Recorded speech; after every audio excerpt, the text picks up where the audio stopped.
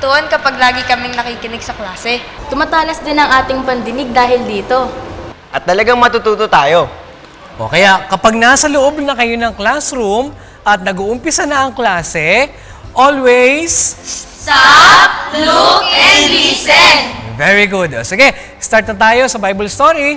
Kahapon ay natunghayan natin ang tungkol sa pagsunod ng babaeng bao sa pagbibigay ng pagkain at inumin kay Propeta Elias. Hindi po sila nag-alinlangan sa magagawa ng Diyos, kaya naibigay po nila ang pagkain at inumin na kailangan ni Propeta Elias. Hindi po siya pinabayaan ng Panginoon sa kanyang mga pangangailangan. Oo, ganoon nga ang ginawa ng Panginoon sa babaeng bao. At ito pa ang sumunod na nangyari. Basahin na natin sa Aklat ng Unang Hari sa 17, 11 hanggang 18.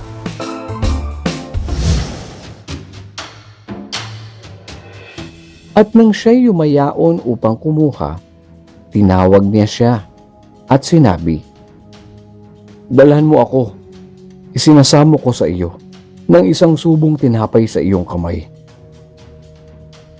Ang Panginoong mong Diyos ay buhay. Ako'y wala kahit munting tinapay, kundi isang dakot na harina sa gusi at kaunting langis sa banga. At narito, ako'y namumulot ng 2 patpat upang ako'y pumasok at ihanda sa akin at sa aking anak upang aming makain bago kami mamatay." At sinabi ni Elias sa kanya, "Huwag kang matakot. Yumaon ka at gawin mo ang iyong sinabi. Ngunit igawa mo muna ako ng munting tinapay at ilabas mo sa akin. At pagkatapos ay gumawa ka para sa iyo at para sa iyong anak. Sapagkat ganito ang sabi ng Panginoon, ng Diyos ng Israel, ang gusi ng harina ay hindi makukulangan o ang banga ng langis man ay mababawasan hanggang sa araw na magpaulan ng Panginoon sa ibabaw ng lupa." At siya'y yumaon at ginawa ang ayon sa sabi ni Elias, at kumain ang babae at siya at ang kanyang sangbahayan na maraming araw. Ang gusi ng harina ay hindi nakulangan o ang banga ng langis man ay nabawasan, ayon sa salita ng Panginoon na kanyang sinalita sa pamamagitan ni Elias. At nangyari pagkatapos ng mga bagay na ito, na ang anak na lalaki ng babae na may-ari ng bahay ay nagkasakit, at ang kanyang sakit ay malubha, na walang hiningang naiwan sa kanya. At sinabi niya kay Elias, "Ano ang ipakikialam ko sa iyo, o ikaw na lalaki ng Diyos? Ikaw ay naparito sa akin upang ipaalala mo ang aking kasalanan at upang patayin ang aking anak." Pinagdamdam po ng babaeng baong nangyari po sa kanyang anak. At nagalit po siya kay Propeta Elias. Ano po ba ang ginawa ni Propeta Elias nang mamatay ang anak ng babaeng bao? Yan naman ang matutunghayan natin bukas kung laloobin ng Panginoon. Kaya huwag kayong liliban sa panonood ng Bible story. Mahalaga ang pakikinig. Marami tayong mapupulot na aral at kaalaman. Kaya lagi nating bigyang atensyon ng ating mga guro para wala tayong mamiss sa ating mga pinag-aaralan. Lalo na't ang pakikinggan natin ay ang mga aral ukol sa kautusan ng Diyos. Basahin natin ang Apokalipsis 1 at 3. Mapalad ang bumabasa at ang nangakikinig ng mga salita ng hula at tumutupad ng mga bagay na nangasusulat doon, sapagkat ang panahoy malapit na. Marami ka ba kaibigan sa school? Madali ka bang malapitan at mabait sa mga taong kasama mo? Gaano ba kahalaga ang pagiging friendly? At paano ito magagawa? Yan ang pag-aaralan natin bukas kung loloobin ng Diyos.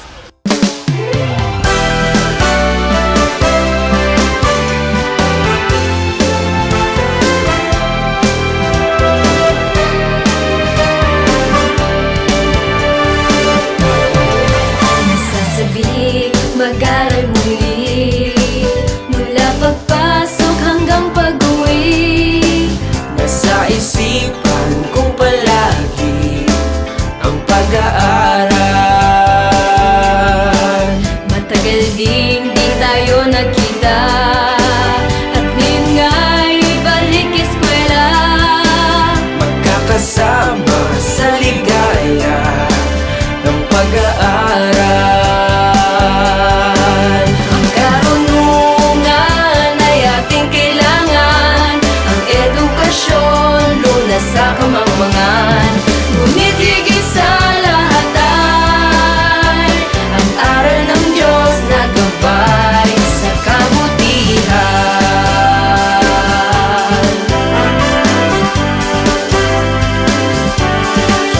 Ngayong taon mas pagbubutihin, pagsisikap ang laging sundin. Bilin nila na'y paghusayin at pag-aaral. Ang karunungan ay ating kailangan, ang edukasyon lunas sa kamangmangan. Ngunit higit sa lahat ay ang aral ng Diyos na gabay sa kabutihan. Ang kahalagahan ng edukasyon ay hindi magtatawaran.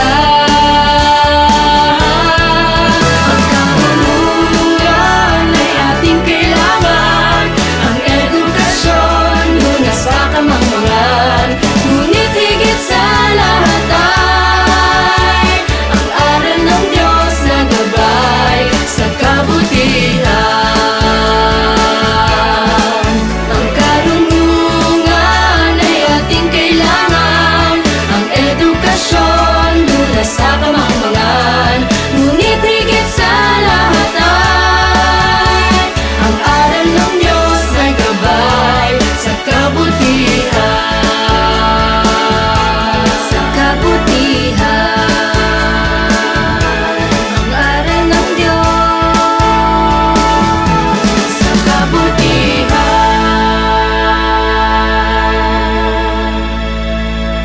Hanggang dito mga bata, bukas, God willing, ay muli tayong magkita-kita. Dito lang sa nag-iisang Bible School on Air, ang KNC Show! KNC Show, noticias while we grow. Sa tulong ng ating Diyos Ama, isipan ay magliliwanag. KNC Show, noticias while we grow. Sa tulong ng ating Diyos Ama, isipan ay magliliwanag na.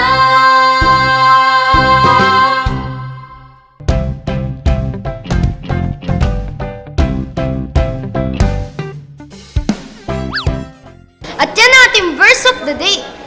Dali! Ako din kaya.